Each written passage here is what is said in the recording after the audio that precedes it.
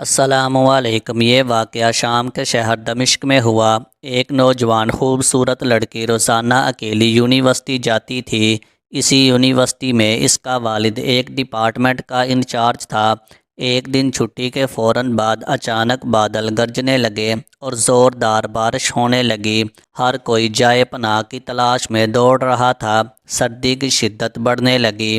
آسمان سے گرنے والے اولے لوگوں کے سروں پر برسنے لگے۔ یہ لڑکی بھی یونیورسٹی سے نکلی اور جائے پناہ کی تلاش میں دوڑنے لگی۔ اس کا جسم سردی سے کانپ رہا تھا، لیکن یہ نہیں جانتی تھی کہ اسے پناہ کہاں ملے گی۔ جب بارش تیز ہوئی تو اس نے ایک دروازہ بجایا۔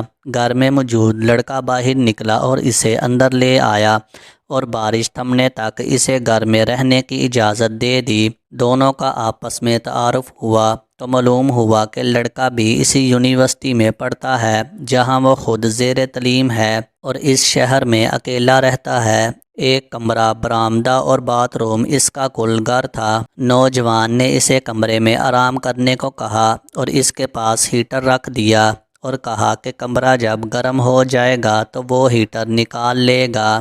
تھوڑی دیر لڑکی بستر پر بیٹھی کانپتی رہی۔ اچانک اسے نیند آ گئی تو یہ بستر پر گر گئی۔ نوجوان ہیٹر لینے کمرے میں داخل ہوا تو اسے یہ بستر پر سوئی ہوئی لڑکی جنت کی حوروں کی طرح لگی۔ وہ ہیٹر لیتے ہی فوراً کمرے سے باہر نکل گیا، لیکن شیطان جو اسے گمراہ کرنے کے موقع کی تلاش میں تھا اسے وسوسے دینے لگا۔ اس کے ذہن میں لڑکی کی تصویر خوبصورت بنا کر دکھانے لگا۔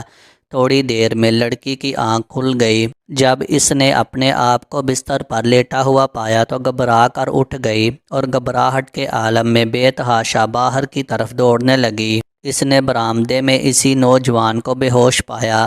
وہ انتہائی گھبراہٹ کے عالم میں گھر کی طرف دوڑنے لگی اور پیچھے مڑ کر بھی نہ دیکھا، یہاں تک کہ اپنے گھر پہنچ کر باپ کی گود میں سر رکھ دیا، جو کہ پوری رات اسے شہر کے ہر کونے میں تلاش کرتا رہا تھا۔ اس نے باپ کو تمام واقعہ سنا دیا اور اسے قسم کھا کر کہا کہ میں نہیں جانتی جس عرصہ میری آنکھ لگی کیا ہوا، میرے ساتھ کیا کیا گیا، کچھ نہیں پتا۔ اس کا باپ انتہائی غصے کے عالم میں اٹھا اور یونیورسٹی پہنچ گیا اور اس دن غیر حاضر ہونے والے طلباء کے بارے میں پوچھا تو پتہ چلا کہ ایک لڑکا شہر سے باہر گیا ہے اور ایک بیمار ہے، ہاسپٹل میں داخل ہے۔ باپ ہاسپٹل پہنچ گیا تاکہ اس نوجوان کو تلاش کرے اور اس سے اپنی بیٹی کا انتقام لے۔ ہسپتال میں اس کی تلاش کے بعد جب اس کے کمرے میں پہنچا تو اسے اس حالت میں پایا کہ اس کی دونوں ہاتھوں کی انگلیاں پٹیوں سے بندھی ہوئی تھی۔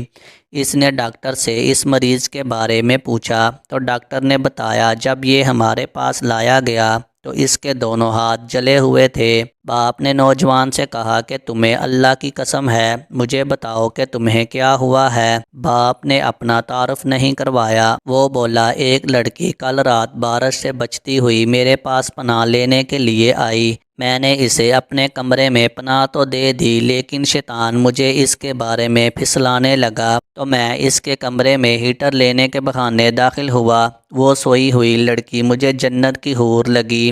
میں فوراً باہر نکل آیا، لیکن شیطان مجھے مسلسل اس کے بارے میں پھسلاتا رہا اور غلط خیالات میرے ذہن میں آتے رہے۔ تو جب بھی شیطان مجھے برائی پر اکساتا تو میں اپنی انگلی آگ میں جلاتا تاکہ جہنم کی آگ اور اس کے عذاب کو یاد کروں اور اپنے نفس کو برائی سے باز رکھ سکوں، یہاں تک کہ میری ساری انگلیاں جل گئی اور میں بے ہوش ہو گیا۔ مجھے نہیں پتا کہ میں ہسپتال کیسے پہنچا۔ یہ باتیں سن کر باپ بہت حیران ہوا، بلند آواز سے چلایا، اے لوگو گواہ رہو، میں نے اس پاک سیرت لڑکے سے اپنی بیٹی کا نکاح کر دیا ہے۔ یہ ہے اللہ سے ڈرنے والوں کا ذکر۔ اگر اللہ کا خوف نہ ہوتا تو اس لڑکی کی عزت محفوظ نہ رہ سکتی۔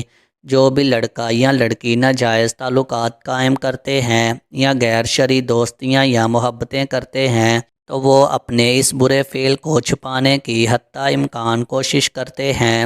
وہ چاہتے ہیں کہ والدین ان کے ان کاموں سے بے خبر رہیں، حالانکہ وہ جانتے ہیں کہ اللہ ان کے ہر فعل سے باخبر ہے، پھر بھی ان کے دل میں اللہ کا خوف پیدا نہیں ہوتا۔ ایسا کیوں ہے؟ کیونکہ والدین نے بچپن سے ان کے دل و دماغ میں اللہ کے خوف کی بجائے اپنا ذاتی خوف، رعب و دبدبا، سزا کا ڈر ہی بٹھایا ہے۔